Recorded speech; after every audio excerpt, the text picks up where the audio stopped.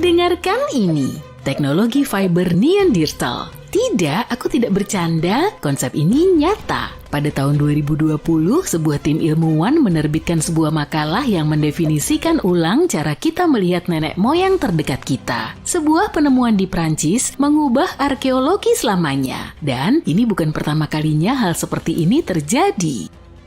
Yuk kita mulai dari awal, Neanderthal. Untuk waktu yang lama mereka cocok dengan citra manusia gua pada umumnya. Jika kamu sekarang memikirkan seseorang seperti Fred Flintstone, kamu nggak akan salah. Apa alasan dibalik stereotip ini? Kapan kita mulai percaya bahwa Neanderthal bukanlah alat yang paling cemerlang dalam gudang evolusi? Inilah William King, seorang ahli geologi Inggris abad ke-19.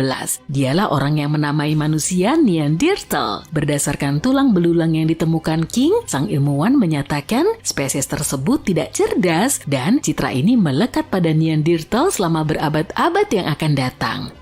Tapi seutas tali yang panjangnya hanya 6,2 mm mengubah segalanya. Sebuah lembah sungai kecil yang kering, Aubry du Maras, adalah tempat penemuan besar itu. Para arkeolog menemukan sebuah fragmen kabel di samping sebuah alat batu. Fiber terpilin seperti ini bisa digunakan untuk apa saja, mulai dari membuat pakaian hingga jaring ikan. Pada masa prasejarah, ini adalah teknologi yang canggih dan manusia Neanderthal tampaknya telah menguasainya. Para ilmuwan sudah tahu bahwa manusia purba ini membuat ter dari kulit pohon birch dan mereka menghasilkan manik-manik kerang. Bahkan ada bukti dari seni Neanderthal, mereka jelas tidak primitif.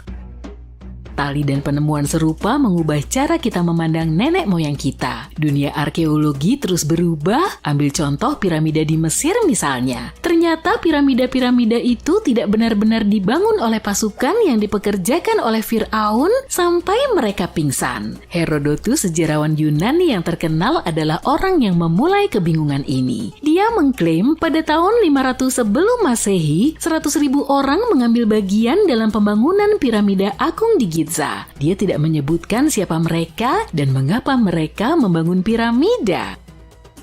Begitulah mitos ini dimulai. Lempengan batu besar yang ditarik oleh manusia digerakkan oleh seorang mandor dengan cambuk. Namun para ahli Mesir berpendapat lain. Mereka adalah para ilmuwan yang mempelajari budaya Mesir kuno. Baru-baru ini mereka menemukan sebuah desa pekerja yang menceritakan kisah yang berbeda. Iya, ada bukti kerja keras pada tulang-tulang para pekerja. Namun, industri konstruksi menuntut lebih banyak lagi, bahkan hingga saat ini. Butuh waktu hampir 6 tahun untuk 12.000 pekerja untuk menyelesaikan gedung tertinggi di dunia, Burj Khalifa.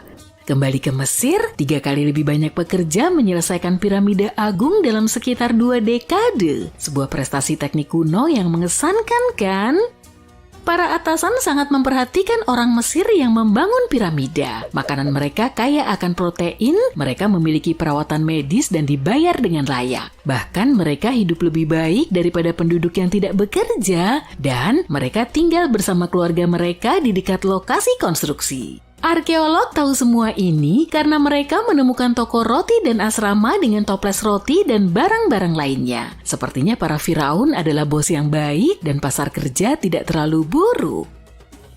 Mereka juga menyimpan catatan papirus yang terperinci tentang bangunan dalam hieroglif. Kamu dan aku nggak akan memiliki kesempatan untuk membaca huruf-huruf yang menyerupai gambar ini. Para ahli Mesir juga memiliki masalah yang sama. Selama lebih dari milenium, tidak ada yang menggunakan jenis huruf ini. Dan tidak ada kamus bahasa Inggris Mesir kuno yang dapat kamu buka dan temukan arti kata-katanya. Tetapi semua ini berubah pada tahun 1822.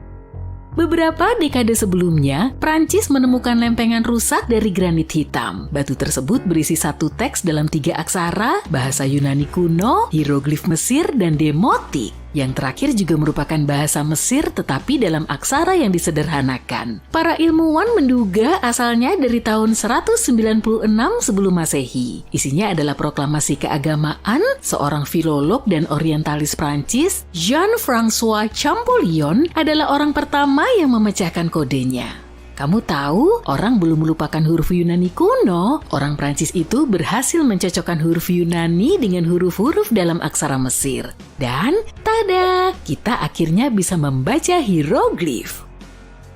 Nama bongkahan batu granit yang membuat semuanya menjadi mungkin adalah batu Rosetta. Pentingnya penemuan ini melampaui arkeologi, batu Rosetta bahkan masuk ke dalam kamus bahasa Inggris. Ini merupakan penemuan yang membantu orang memahami teka-teki yang telah membingungkan mereka untuk waktu yang lama. Ada permainan yang serupa, sebuah simbol dilampirkan pada pesan tertentu. Kemudian kamu harus memecahkan kode pesan tersebut dengan mengganti simbol dengan huruf yang sesuai. Singkatnya, inilah yang dilakukan para ilmuwan dengan batu Rosetta lebih dari 2 abad yang lalu. Tahukah kamu apa bahasa tertua yang dipecahkan di Eropa? Namanya nggak menarik, Linear B. Aksara ini termasuk dalam bahasa Yunani Mycenaean. Aksara ini mendahului alfabet Yunani kuno selama beberapa abad. Kamu dapat dengan mudah menebak dari aksara mana aksara ini berasal. Linear A. Orang-orang dari Kreta menggunakan Linear B lebih dari 1000 tahun yang lalu. Selama zaman perunggu akhir, peradaban Yunani yang menggunakan aksara tersebut lenyap. Tidak ada seorang pun yang dapat membaca Linear B. Dan yang lebih penting lagi, gak ada yang tahu bahwa aksara ini pernah ada. Hal ini akan berubah pada tahun-tahun pertama abad ke-20. Seorang arkeolog Inggris bernama Sir Arthur Evans menggali komplek istana yang luas di Knossos, Kreta Yunani. Ini adalah pusat budaya Minoa yang menciptakan aksara yang penuh teka-teki. Istana ini memiliki sekitar 1.300 kamar, ada lukisan lumba-lumba, griffin, dan sapi jantan yang berwarna-warni. Semua ini memikat imajinasi para arkeolog, namun temuan terbesar mereka pada awalnya terabaikan, ribuan lempengan tanah liat yang dipanggang. Api yang meruntuhkan istana membantu mengawetkan lempengan-lempengan itu. Tapi mustahil untuk membaca lempengan-lempengan tersebut. Lempengan-lempengan itu ditulis dalam bahasa yang tidak dikenal. Komunitas ilmiah harus menunggu setengah abad lagi sebelum Michael Ventris memecahkan kode. Dia adalah seorang arsitek dan kriptografer asal Inggris. Ventris mempelajari bahasa Yunani dan Latin. Saat menghadiri kuliah arkeolog terkenal, pemuda ini pada akhirnya memutuskan untuk memecahkan teka-teki Linear B. Dia berhasil melakukannya pada tahun 1952. Salah satu penemuan Ventris yang paling menakjubkan adalah bahwa skrip tersebut merupakan bentuk kuno dari bahasa Yunani. Namun, kriptologi masih belum memecahkan kode Linear A. Sistem penulisan ini akan tetap menjadi misteri hingga seorang pemuda yang termotivasi seperti Michael Ventris datang.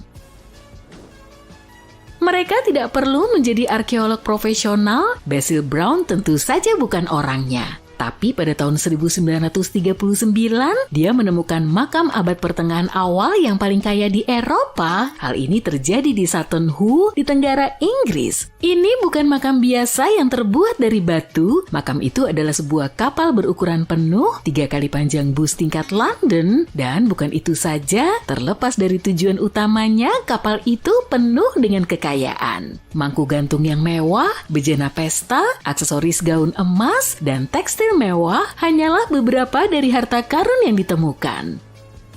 Para arkeolog juga kagum dengan peralatan perak dari Bizantium yang jauh. Kamu mungkin mengenal kota ini sebagai Istanbul, Turki. Bahkan di zaman kita sekarang, kota ini berjarak beberapa hari perjalanan dari Sutton Hoo. Bayangkan saja berapa banyak waktu dan biaya yang dibutuhkan untuk mengimpor piring perak pada abad ke-7.